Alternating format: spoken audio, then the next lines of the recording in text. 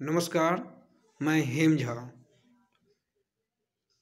दोस्तों, आज मैं पॉलिटिकल बात करूंगा और जाहिर सी बात है अभी लोकसभा चुनाव नज़दीक आ गए हैं तो टॉपिक इसी से होगा।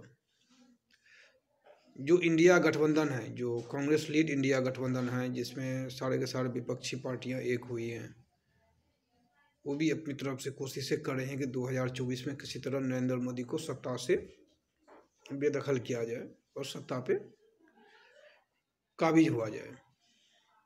दूसरी तरफ एनडीए बीजेपी लीड जो एनडीए हैं वो पुरजोर कोशिश कर रही हैं कि फिर से नरेंद्र मोदी की तीसरी बार सत्ता में वापसी हो।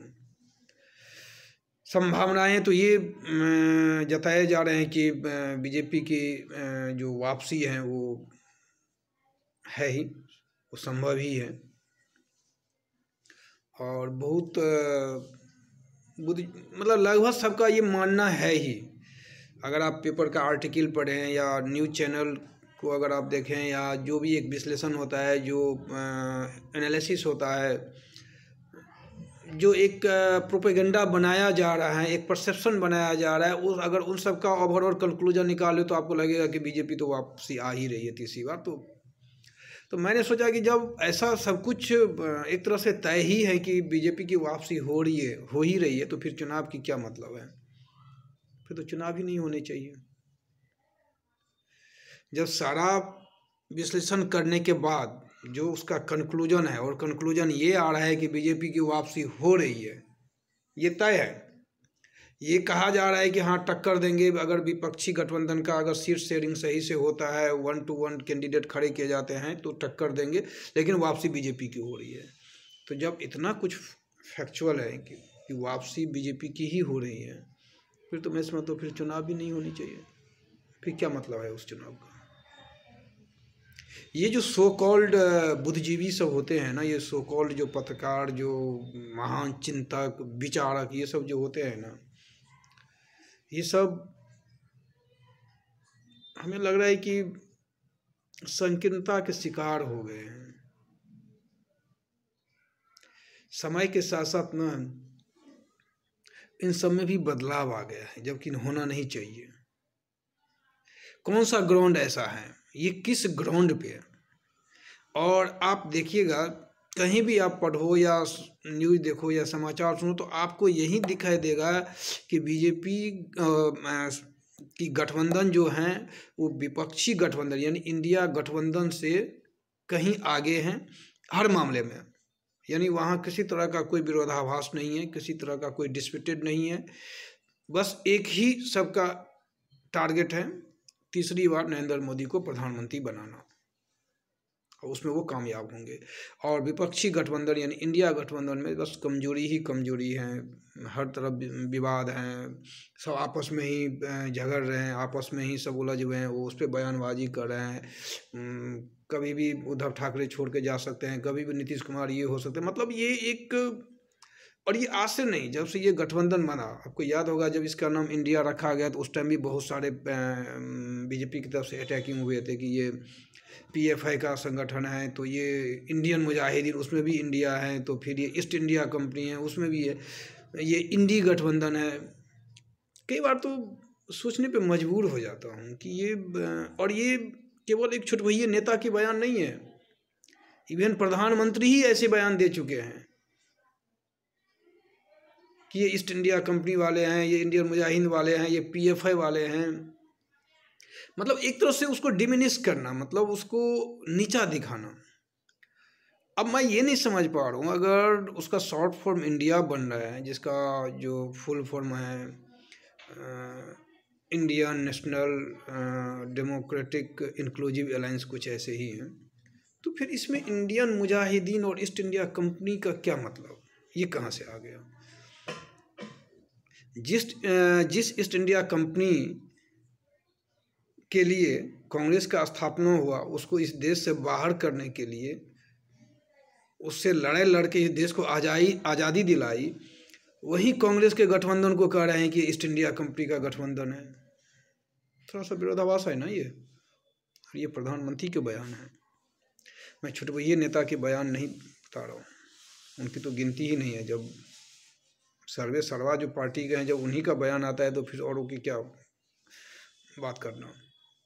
तो ये शुरू से ही उस गठबंधन को कमज़ोर करके दिखाना, नीचा करके दिखाना, सब अवसरवादी वाले हैं जो सब अवसरवादिता के तलाश में हैं, सत्ता पाना चाहते हैं, सब एकजुट हो गए। इनको गठबंधन पहले भी बना है, जब कांग्रेस फुल फॉर्म में हुआ करती थी तो उस टाइम कांग्रेस को हराने के लिए सब एक मिल गए थे, कोई विचारधारा नहीं थी वहाँ पे। क्या बीजेपी, क्या जनता पार्टी, क्या समाजवादी पार्टी, क्या बहुजन, सब के सब एक हो गए थे। जब अलायंस बनता है तो उसमें गठबंधन का तो कोई जो आइडियोलॉजी का कोई इतना स्पेस नहीं बचता है उसमें तो एक कॉमन मिनिमम प्रोग्राम होता है और उसके तहत फंक्शनिंग करनी होती है, जिसमें सबकी एक्सेप्टेंस होती है। यूनानिमसली एक बनता है और सब आपस में एक विचार करके उस पर अपना कंसेंसस देता है कि हाँ हम तैयार है। ये एक इस एजेंडा के तहत, इस कॉमन मिनिमम प्रोग्राम के तहत हमें फंक्शनिंग करनी है। उसमें आइडियोलॉजी तो है नहीं, आइडियोलॉजी तो इंडिविजुअल होता है किसी पार्टी का। तो ये कहना है कि वहाँ तो किसी का आइडियोलॉजी है ही नहीं, सब आके एक प्लेटफॉर्म पे जमा हो गए हैं, है तो जमा तो हो गए हैं, तो इसमें दिक्कत तो नहीं है। पहले तो आप भी जमा हुआ करते थे 77 में, 89 में, 96 में। तो ये एक इंडी गठबंधन है। अब इंडी क्या होता है मुझे तो अभी तक समझ में नहीं है। जब इंडिया है तो फिर इंडी क्या होता है? सवाल ये है कि एक माहौल बनाया जा रहा है अभी से। आप प्रचार करें,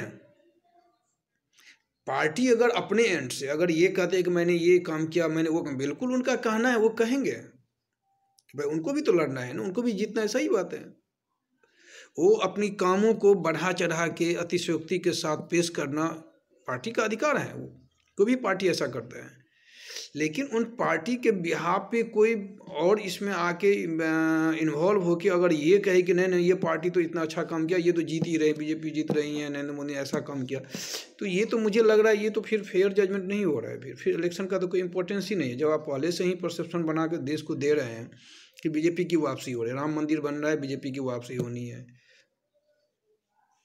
देश की अर्थव्यवस्था 5वीं सबसे बड़ी अर्थव्यवस्था हो गई है, तो बीजेपी की वापसी तय है, नरेंद्र मोदी प्रधानमंत्री फिर से बनने जा रहे हैं। ये योजना जो है अपनी जगह पे है, उज्ज्वला योजना, स्किल इंडिया, जनधन योजना, क्या कहते हैं प्रधानमंत्री आवास योजना, स्वच्छता अभियान, ये सब अपनी जगह पे चल रहा है। ठीक है, आप अपनी योजनाओं के तहत आप कह सकते हैं, ये भी पार्टी, इसमें कोई क्या कहते हैं पत्रकार बंधु अगर ये कहता है कि चूंकि ये योजनाएं अच्छी इसलिए ये वापसी हो रही, नहीं, पार्टी कर सकती है। पत्रकार को तो हमेशा आलोचक के मूड में होना चाहिए, पत्रकार को कभी समर्थक के मूड में नहीं होना चाहिए। वो उल्टा रहा है, पत्रकार ही समर्थक के मूड में है। दिक्कत वहीं से है, सारी जड़ें वहीं से निकल के आ रही हैं। अगर ऐसा है तो फिर ये जो BHU में जो 3 लड़के पकड़े गए जो 60 दिन तक जो लापता थे, फरार थे, तो किसी पत्रकार ने खोज के क्यों नहीं लाया? और जब वो पुलिस में क्या कहते हैं गिरफ्त में है, तो क्या किसी पत्रकार ने बीजेपी के किसी बड़े नेता से पूछा कि ये क्या चल रहा था? अभी राम मंदिर को जो न्यूज़ फ्लैश, कहाँ फ्लैश होगा? यूट्यूब पे हो रहा है और तो कहीं हो नहीं रहा है। राम मंदिर को जो उड़ाने का धमकी दिया था, वो भी कोई बस कुछ ऐसे ही तत्व थे जो अपना नाम बदल के ये मैसेज किए थे। क्या कोई सवाल करेगा? तो राम मंदिर का जो उद्घाटन है, जो मंदिर मूर्ति का शिलान्यास है, इसको एक इवेंट के रूप में राजनीतिकबाजी करके इसको एक अपने पक्ष में माहौल को बनाने का जो ये दृश्य चल रहा है, ये मुझे तो बहुत ज़्यादा इसको मैं सही नहीं मानता हूँ और मुझे ये सही नहीं लग रहा है। अगर इसकी एनालिसिस करें तो मुझे लग रहा है कि धर्म में इस राजनीति इस तरह से घुस जाए धर्म के अंदर, ये बहुत अच्छी नहीं है। बल्कि वहाँ चीफ गेस्ट ही प्रधानमंत्री को होना चाहिए, लेकिन नहीं, वहाँ तो प्रधानमंत्री ही ऑल इन ऑल हैं और सब चीफ गेस्ट हैं। ये उल्टा हो रहा है। बहुत सारे वीआईपी को आमंत्रण दिया गया है, ठीक है, लेकिन पूजाएं तो वहाँ बहुत पहले से हो रही हैं। जब राजीव गांधी ने ताला खोल दिया तो उसी टाइम से पूजाएं चल रही हैं। वो भी तो कुछ सोच के ही किया गया था ना। अगर जब बाबरी मस्जिद गिरा था उस टाइम देश का प्रधानमंत्री नरसिम्हा राव था, ये भी याद रखना चाहिए। जब उस मंदिर में 1949 में जब मूर्ति ला के स्थापित किया गया, उस टाइम का प्रधानमंत्री भी नेहरू था। उस टाइम उत्तर प्रदेश का मुख्यमंत्री गोविंद बल्लभ पंत था। वो भी कुछ सोच के ही किया गया होगा। तो प्रक्रियाएं तो बहुत पहले से चली आ रही है, तो फिर आज इतना इवेंटबाजी क्यों हो रहा है इसका? और ये ट्रस्ट किसने बनवाया? ये जो ट्रस्ट, जो राम मंदिर ट्रस्ट है, ये किसका बनाया हुआ है? कोर्ट ने ऑर्डर दिया, मंदिर बन रही है, अच्छी बात है। इकोनॉमी 5 ट्रिलियन हो गई है, किसको पता? कोई बता दे हमें। मैं भी बहुत ढंग से मैं खबरें पढ़ता हूँ या न्यूज़ देखा करता था। मैं बहुत इस सब पे मेरी नज़र होती थी, मैं फोकस क्या करता था। मैंने तो कभी पहले नहीं सुना कि हमारे देश की इकोनॉमी पहले कितने पे थी, या इकोनॉमी पे ये चर्चा हो रही है। इकोनॉमी में जीडीपी की बात मैं सुनता था, फिस्कल डिफिसिट सबके बारे में मैं सुना करता था,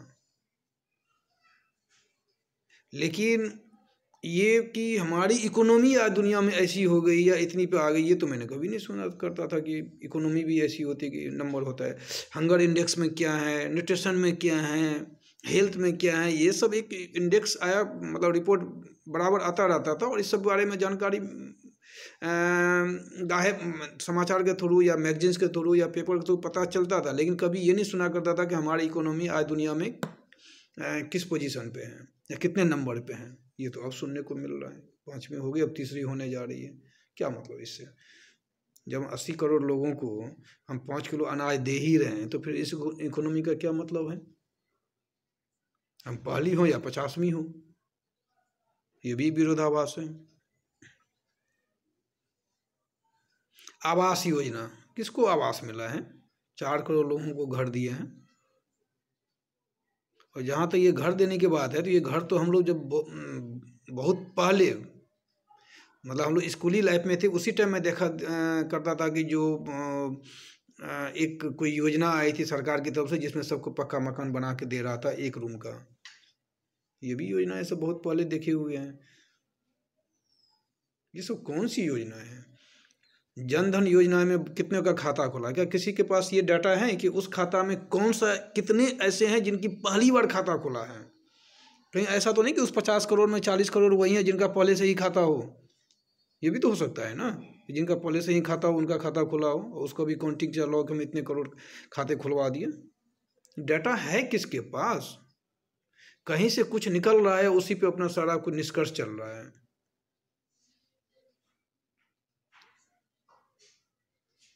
कोई फैक्ट जानने थोड़ी जा रहा है। कुछ निकला, उस पर डिसीजन आ गया, उस पर माहौल बनने लग जाता है, प्रोपेगेंडा सेट होने लगता है, प्रचार होने लगता है।